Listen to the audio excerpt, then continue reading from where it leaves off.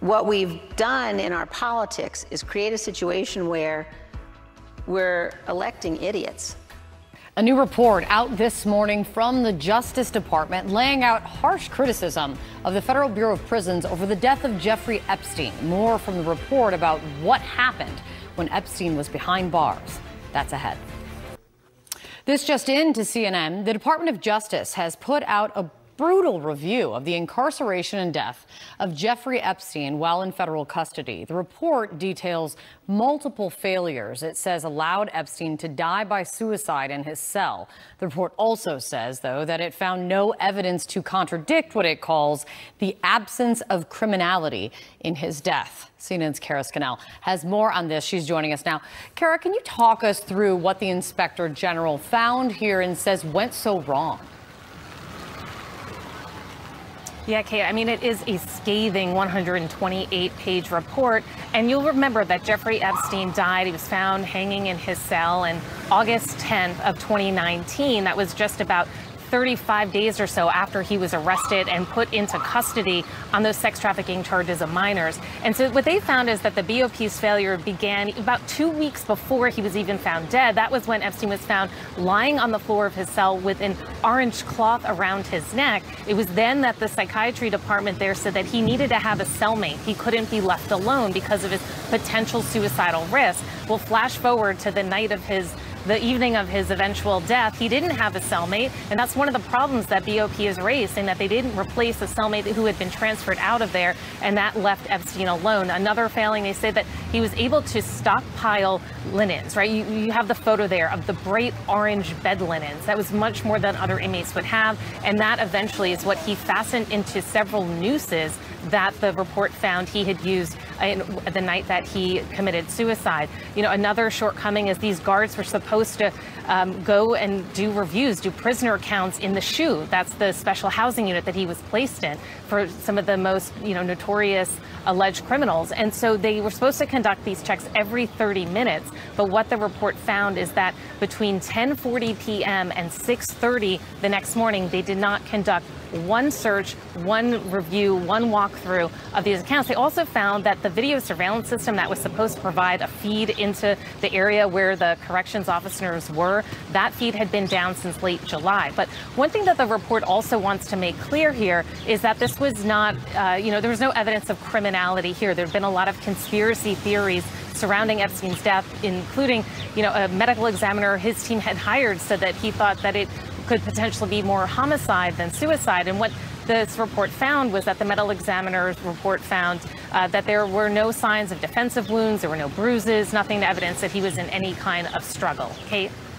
So interesting. And a scathing review, as you said. Good to see you, Kara. Thanks for laying it out. Nearly 4 years after Jeffrey Epstein died in a New York jail cell, a new DOJ report issues a scathing rebuke of the Bureau of Prisons. It details multiple failures that led to Epstein's suicide. And for the first time, we're also seeing photos of his cell. Now, some people may find them disturbing, so we do want to warn you first. Remember, the 66-year-old was found non-responsive in his cell with a noose around his neck just weeks after he was arrested on charges of sex trafficking minors. A medical examiner ruled it as suicide, but his death sparked a rash of unfounded conspiracy theories. This DOJ report found no evidence of criminality. CNN's Kara Scannell joins us now live. So, Kara, bring us up to speed on the details in this report. Do you think it'll be enough to finally stop the incessant questions surrounding suspicions over his death? I mean, Boris, that is the big question here because conspiracy theories have been abound since Epstein died on August 10th, 2019, just several weeks after he was arrested on those sex trafficking charges. Now, what this report finds through interviews was that, and looking at some of the evidence that they uncovered in this, was that the problems here began several weeks before Epstein's death, that it was even in late July where Epstein was found lying on the floor of his cell with an orange cloth around his neck. It was then that the psychiatry department had said he needed to have a cellmate. Well, it turns out that just before he died, he did not have a cellmate in his cell. That person was transferred out and they didn't replace him. But that enabled them to the situation and the opportunity that this report found that created the ability for Epstein to then die by suicide. Now, he also was able to stockpile bed linens. And you can see from the photo of his cell that was taken the day that he was found, he has numerous orange bed linens, blankets, sheets that they said he was able to fasten into nooses, more than one, that he ultimately was able to use to hang himself, and that the guards who were supposed to be doing 30-minute checks, Epstein was in this special housing unit known as the SHU. They're supposed to go every 30 minutes to do prisoner counts.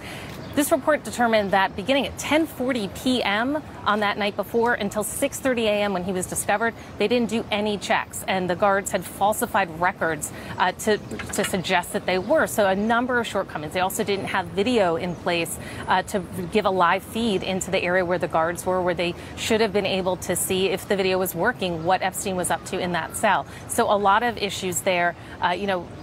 But the big question of the criminality, I mean, they showed that there were no defensive wounds from the medical examiner's report, no evidence of a struggle.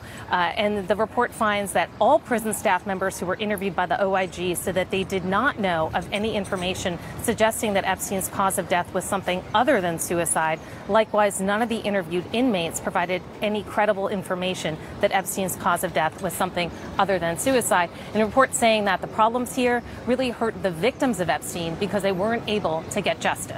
Boris? Such an important point. Kara Scannell, thank you so much.